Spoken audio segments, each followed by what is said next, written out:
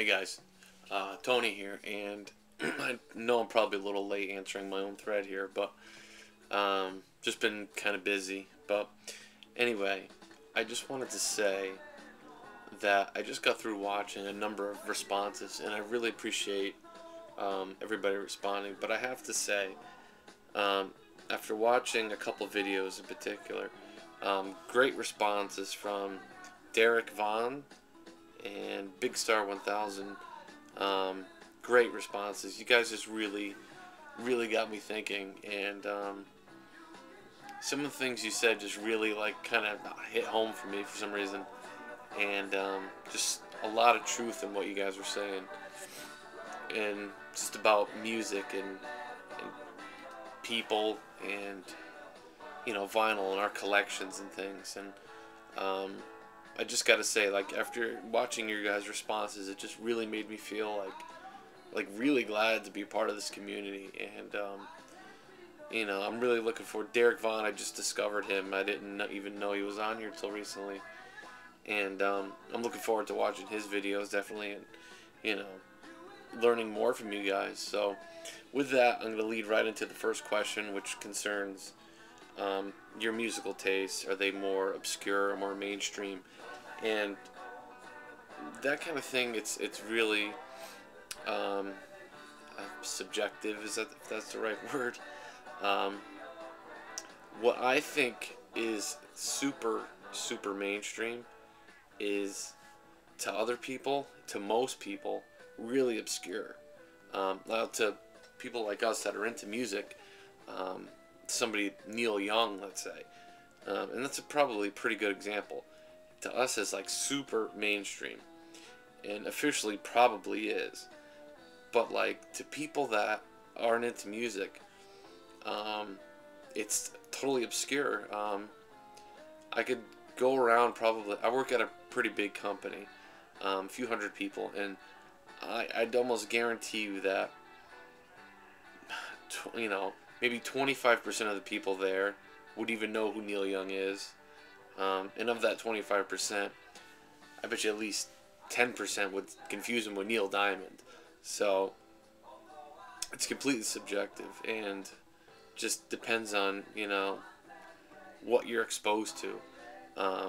Personally, I think my tastes are obviously more mainstream, but I think I'm learning, and especially from being on this community.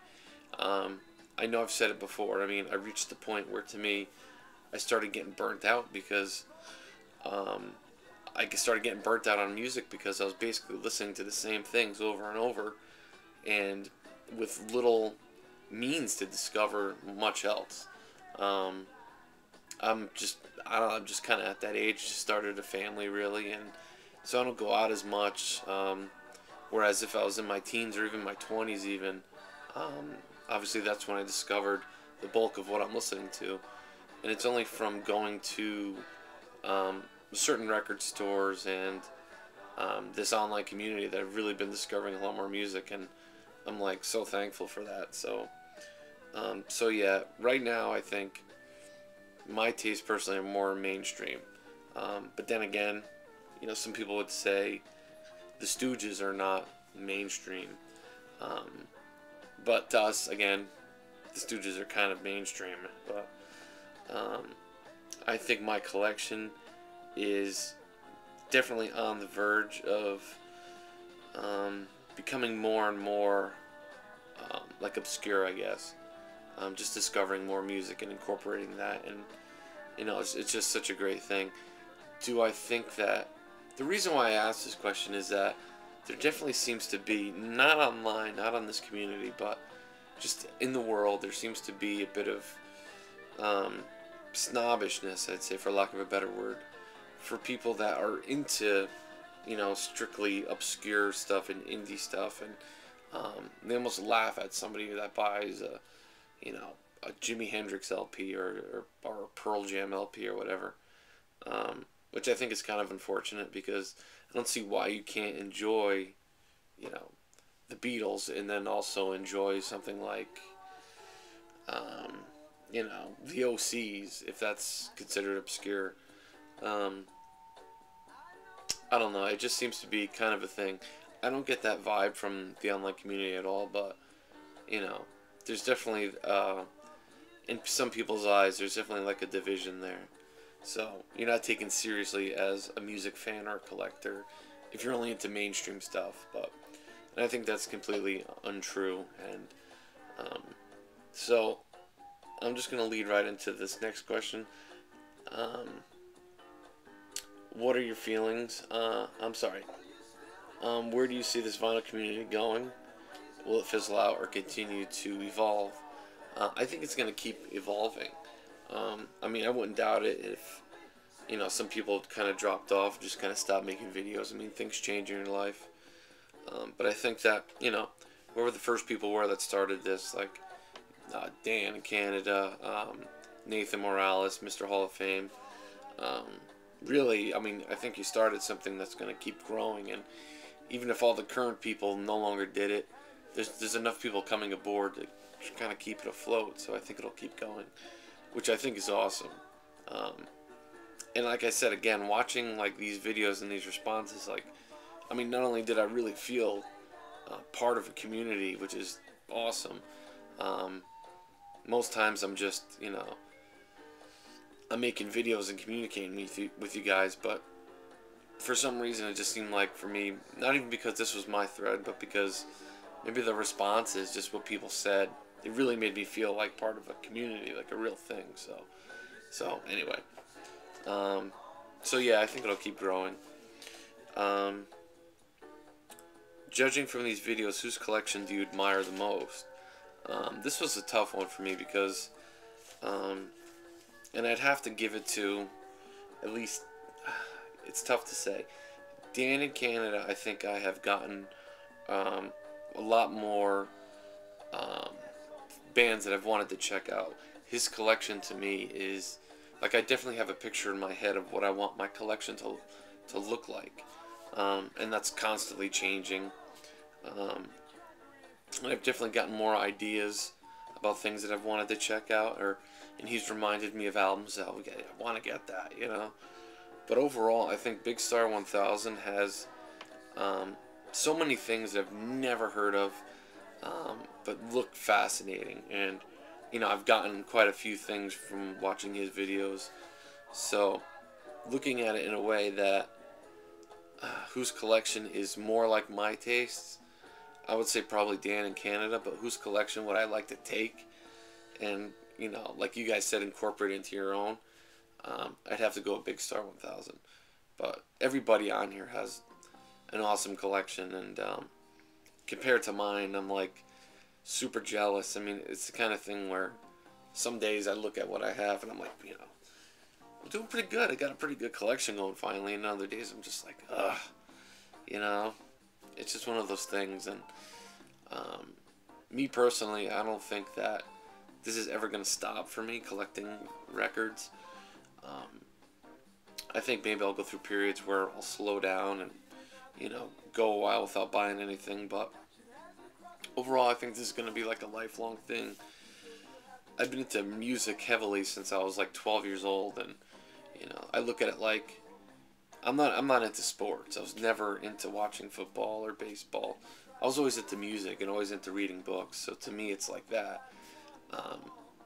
Society probably looks at it a little bit differently. Like, you know, being a sports fan as a guy, I guess, is much more accepted than being, you know, obsessed with music. But which I would guess would kind of lead me into the next question. Or no, I think I skipped one. Hold on, I'm getting a little mixed up here. Alright, pick an album that when you listen to takes you to a whole nother point in time. So I had to pick, which if you could hear the band playing in the background, I had to pick Steely Dan. Specifically this album, Can't Buy a Thrill.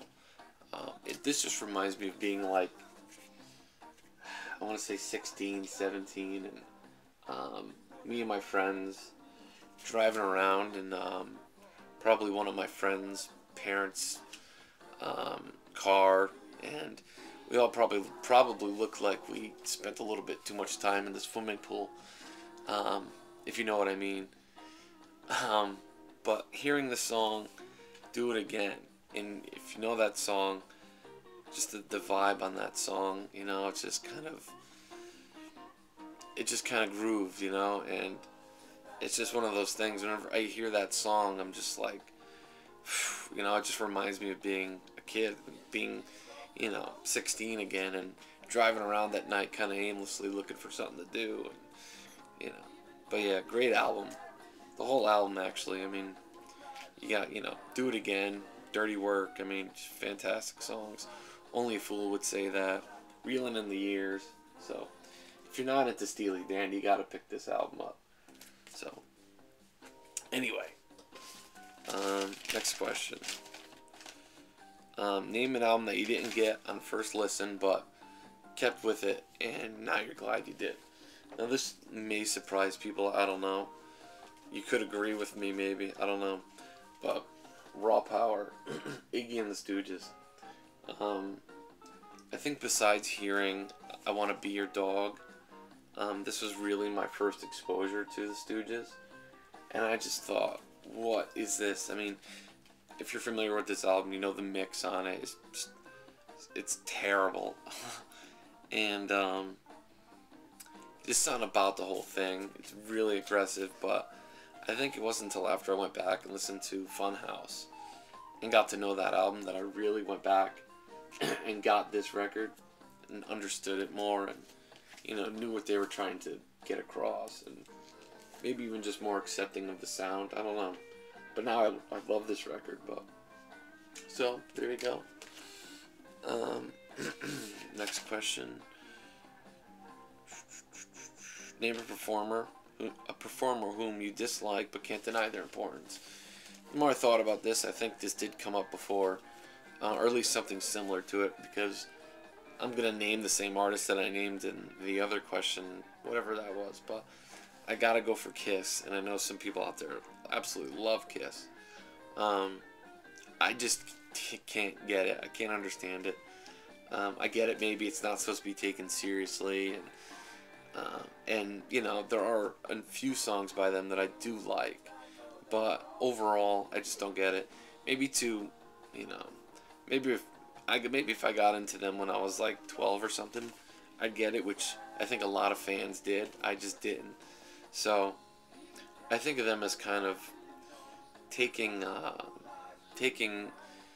don't know, almost like taking rock and roll and using it only for the purpose of cashing in and making money. Not to say that, I don't know.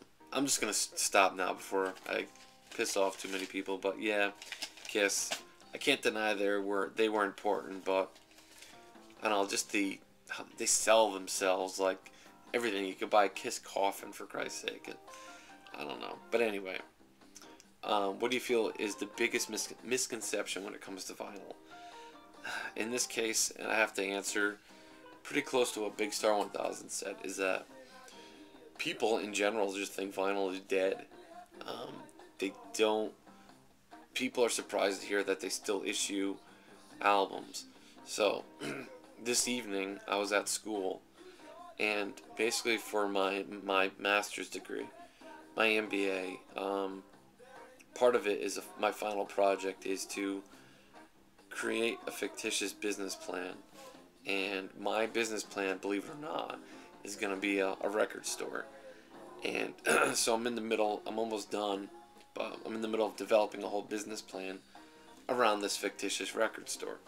So whenever I bring it up, and we get a new class, I'm in a cohort, so everybody stays the same in this class.